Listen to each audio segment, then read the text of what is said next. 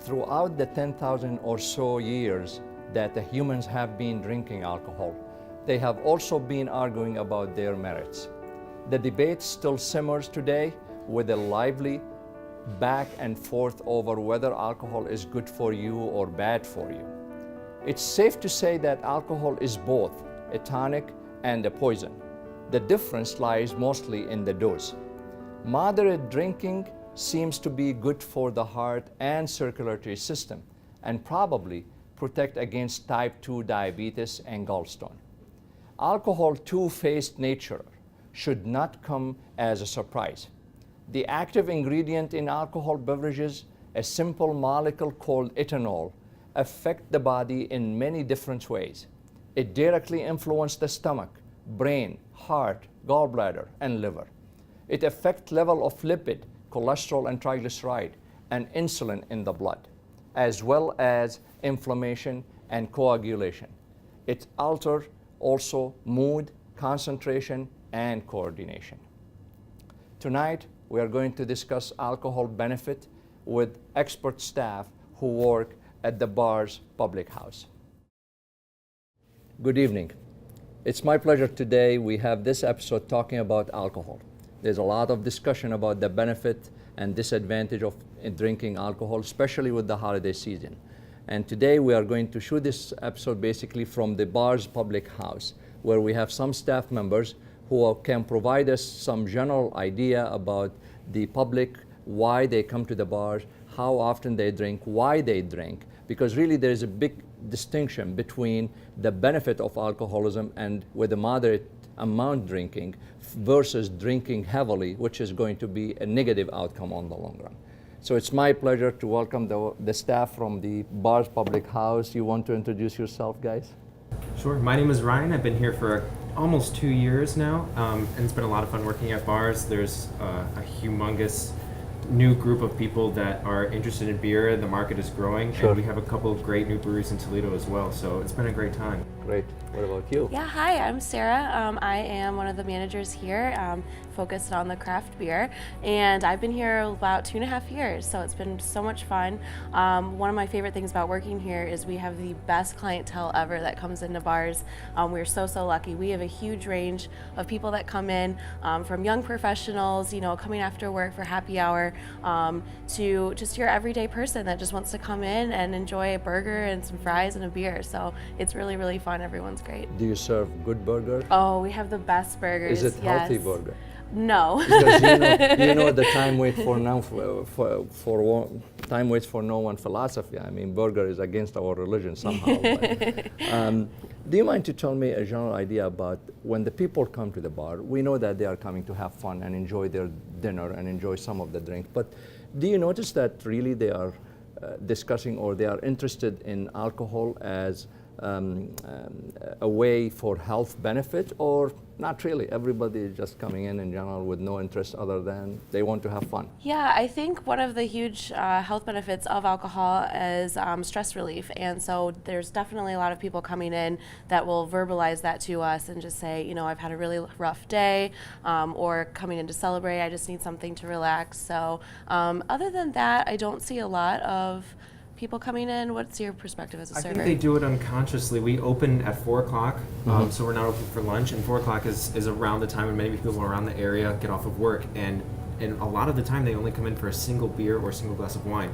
So I think they do it unconsciously, both for stress reasons, and they're getting those health benefits as well, because they're not staying like the later crowd would, and they're having just 1, maybe 2 drinks tops, and then they're going home for the rest of the day. So now this is really interesting what you are suggesting, guys, about stress relief, because in most of the literature and studies and science, we don't talk about the alcohol or beer or red wine basically as a stress reliever, which is one factor actually improve health outcome on the long run. That's a good idea. I mean, we learned something today. I mean, to be honest with you, I wasn't planning to talk about that, but that's a good point to mention. When you are talking about the people and coming for 1 drink or 2 drinks, I mean, do you have also some other people who drink much more than that, I assume? we certainly do, Definitely. yeah. It's definitely the later crowd, like I said, but yeah, you'll have a wide range of people, even that groups that go out together. Some will drink far less than others. Mm-hmm. you know, Friday and Saturday nights, you certainly have a larger crowd that likes to go for 5 or 6 at a time. But, you know, it's our job to make sure that they're safe as well. We try to prolong the process just to make sure that, you know, they're safe as well. Sure. Yeah, and we have certain cues that we've been trained in the industry to look out for, you know, making sure that they're always hydrated. We give every person a water when they come in, and just, you know, different things that we can keep an eye on, so.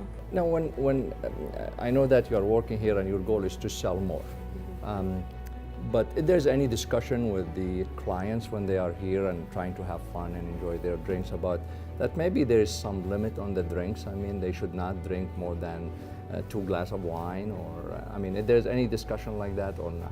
Absolutely. I think from our perspective, just because of the things that we sell, everything has a story. Every bottle or every beer has a story behind it, and we focus more on the craft of the alcohol rather than the quantity. Sure. So it's more of educating people on the different types of alcohol and having them enjoy it. Because if you have someone that has too much at our restaurant, they're not going to come back because they have a negative experience coming here. So, what about what type of alcohol drink? I mean, they prefer to drink.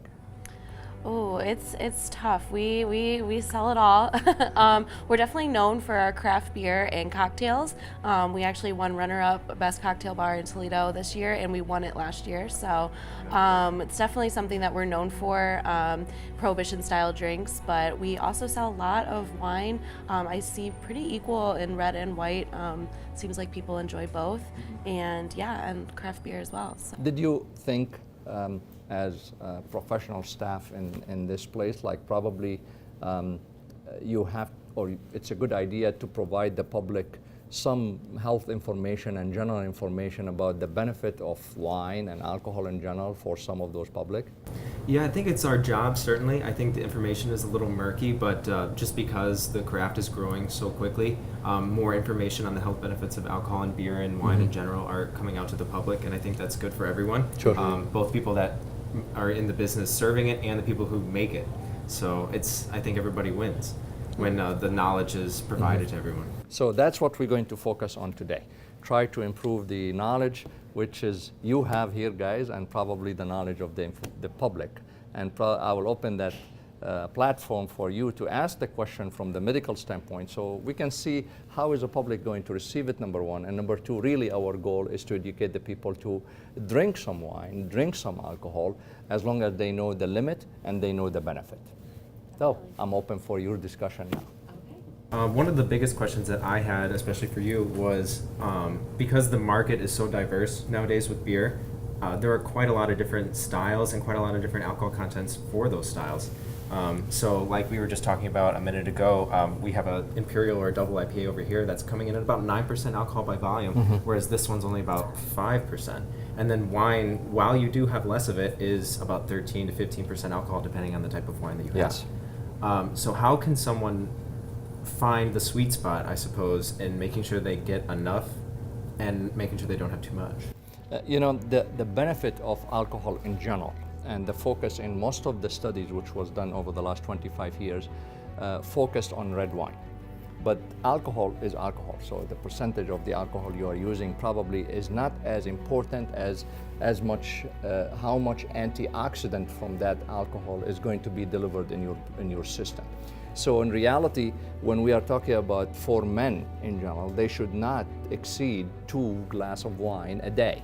And for women, it should not exceed 1 glass of wine a day. That's really the moderate use where you're going to get the maximum benefit from the wine.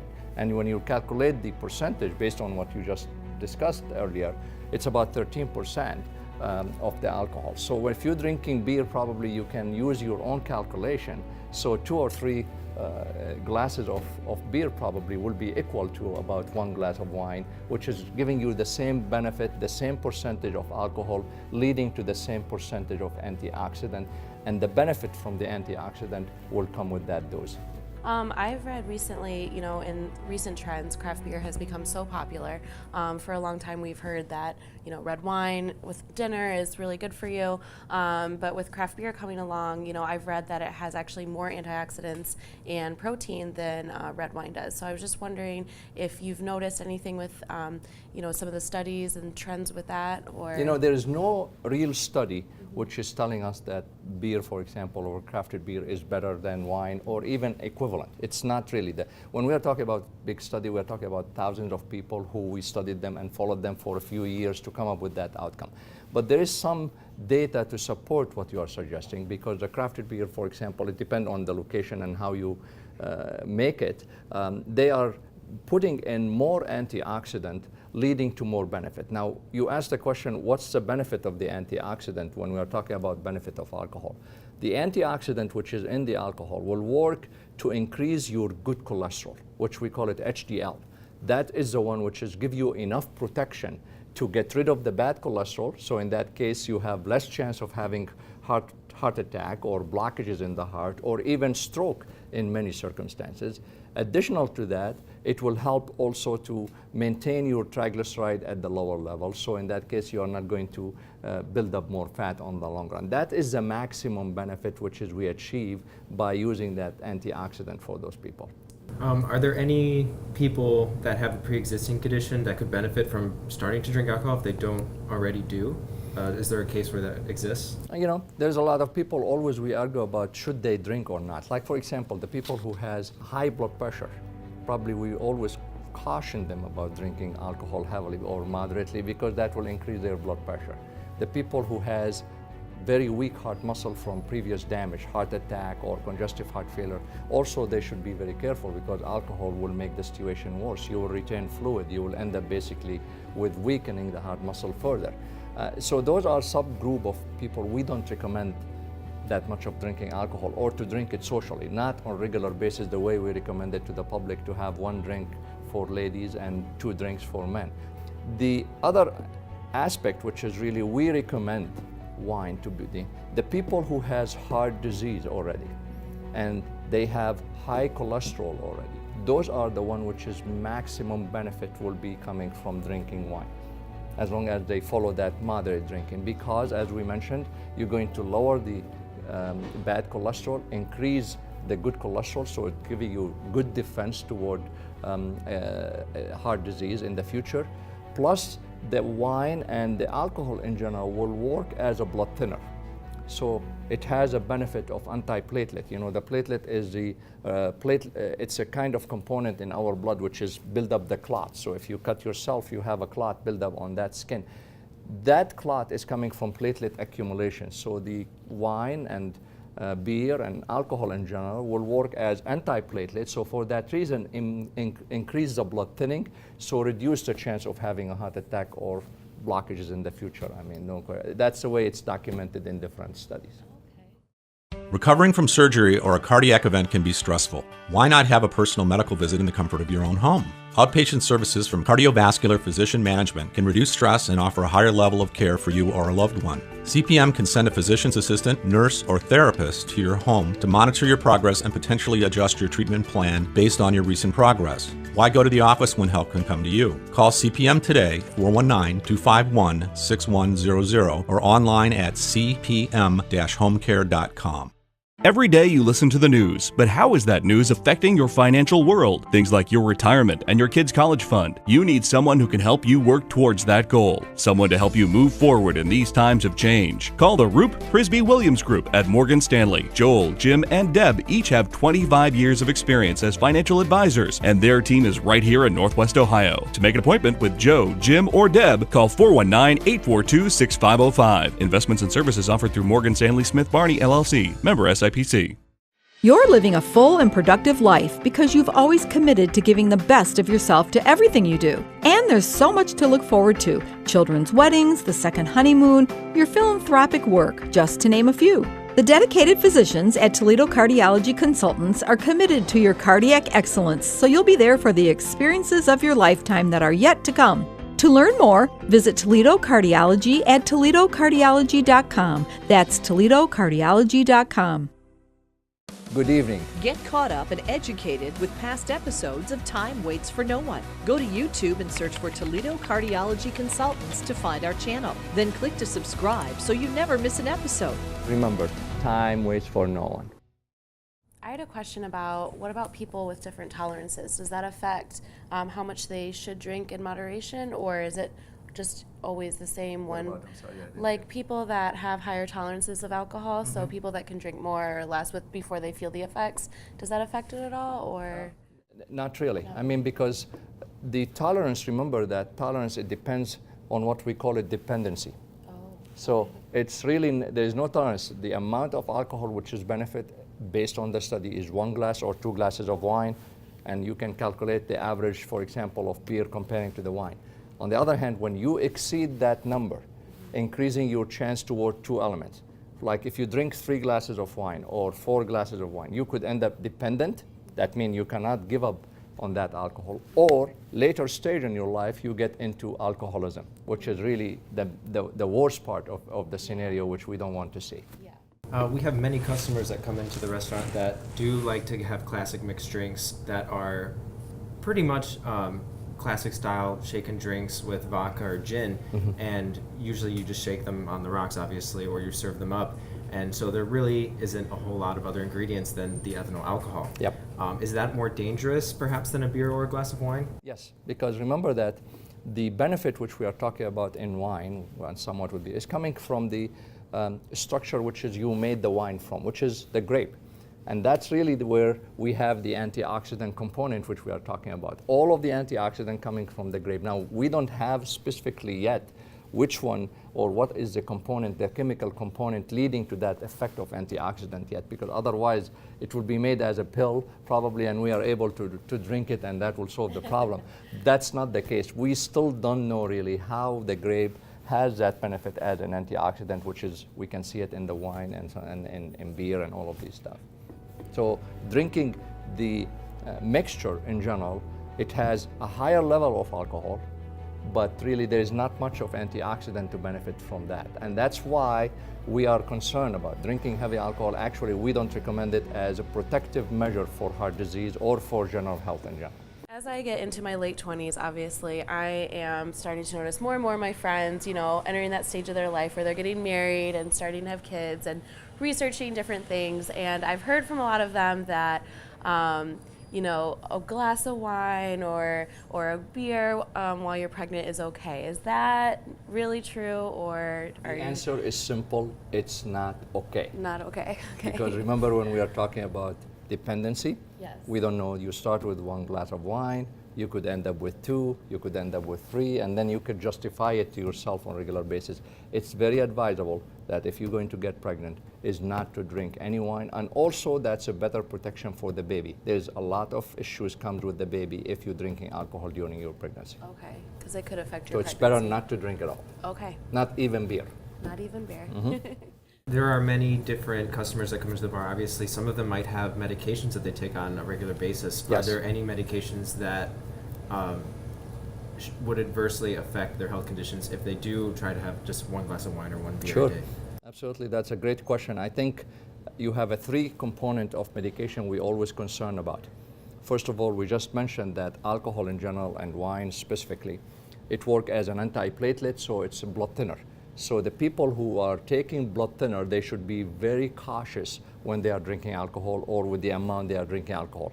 Like some of the blood thinner, you know, it could change their blood level and thinning significantly to the extent leading to bleeding. For that reason, they have to check their blood frequently and talk to their doctor if it's safe or not to drink alcohol. The second component are the people who are taking medicine for some heart problem like congestive heart failure and high blood pressure. Those are also could interact with the alcohol and could lead to some changes in their blood pressure reading. Like if you drink alcohol, that could increase the blood pressure for some patients. For that reason, they need to adjust their medicine based on their drinking habit. And the same thing for the heart failure patient. If they're drinking a lot, they could require more medication to stabilize their heart failure. So again, it depends on how much you drink. You should be honest with your doctor and let the doctor make a decision what is the best dose for you. And the third element, you know, alcohol in general and wine, it has a diuretics effect. So for some of the people who are a little bit dry, not eating, not drinking fluid enough, they should be very careful, and they should not drink heavily because that could increase their dehydration and could affect their problem on the their situation on the long run.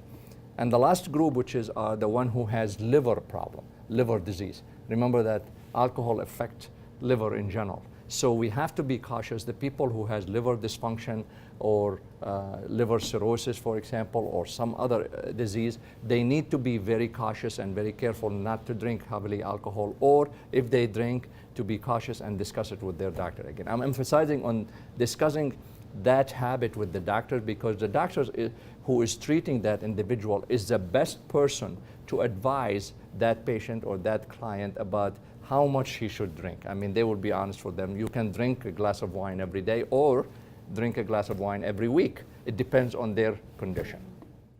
Well, we mentioned that both wine and beer have quite a lot of antioxidants, which are good for the heart in general, in moderation, of course.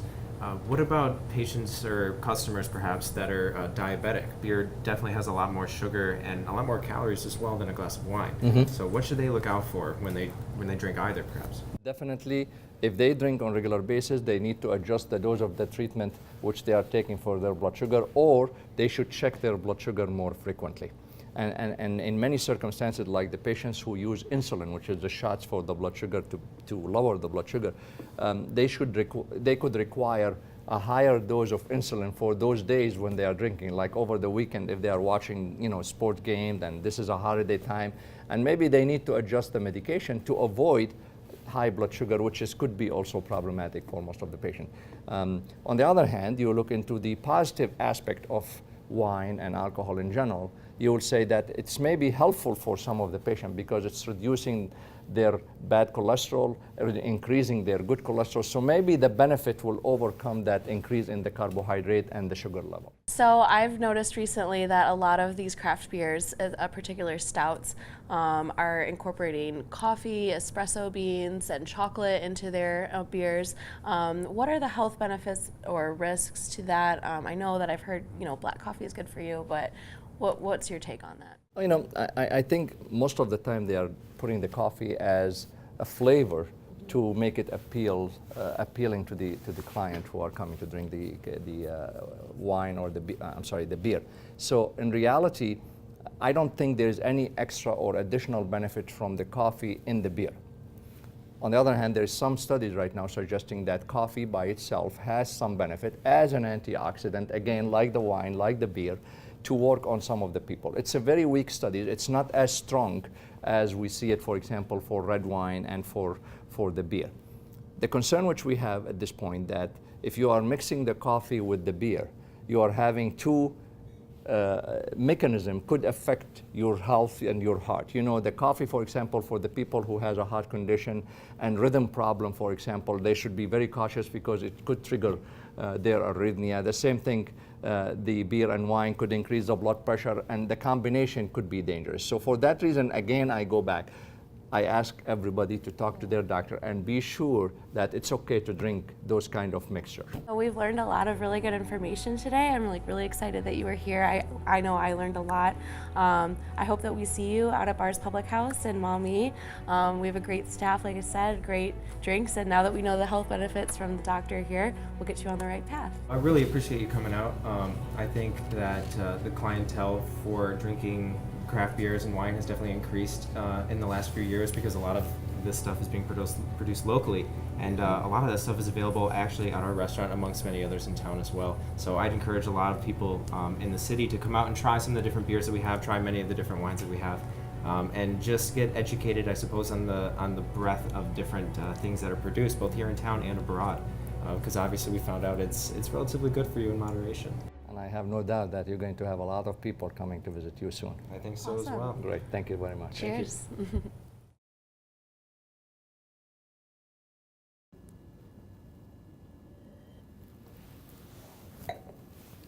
Given the complexity of alcohol effect on the body and the complexity of the people who drink it, blanket recommendations about alcohol are out of the questions because each of us has unique personal and family histories alcohol offers each person a different spectrum of benefit and risks.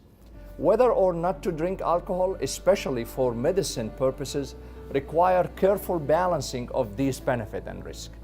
Your healthcare provider should be able to help you do this. Your overall health and risk for alcohol-associated condition should factor into the equation.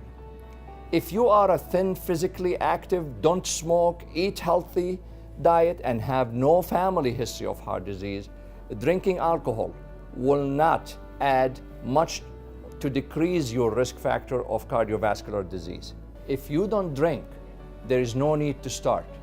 Let me repeat that. If you don't drink, don't start.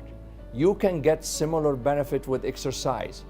Beginning to exercise if you don't already, or boosting the intensity and duration of your activity, or healthier eating. On the other hand, if you are a man with no history of alcoholism who is at moderate to high risk for heart disease, a daily alcoholic drink could reduce that risk. Moderate drinking might be especially beneficial if you have low HDL that just won't budge upward with diet and exercise. If you are a woman with no history of alcoholism who is at moderate to high risk of heart disease, the possible benefit of a daily drink must be balanced against the small increase in risk of breast cancer. If you already drink alcohol, keep that in moderate level. No more than 2 drinks a day for men or 1 drink a day for women. And make sure you get plenty of folate, at least 600 microgram a day. Hopefully, we have made it clear that we are promoting moderation. If you or someone you know has a drinking problem, please seek available help. Abusing alcohol will not serve to benefit you or anyone else, and the damage could be catastrophic. Be responsible, because time waits for no one.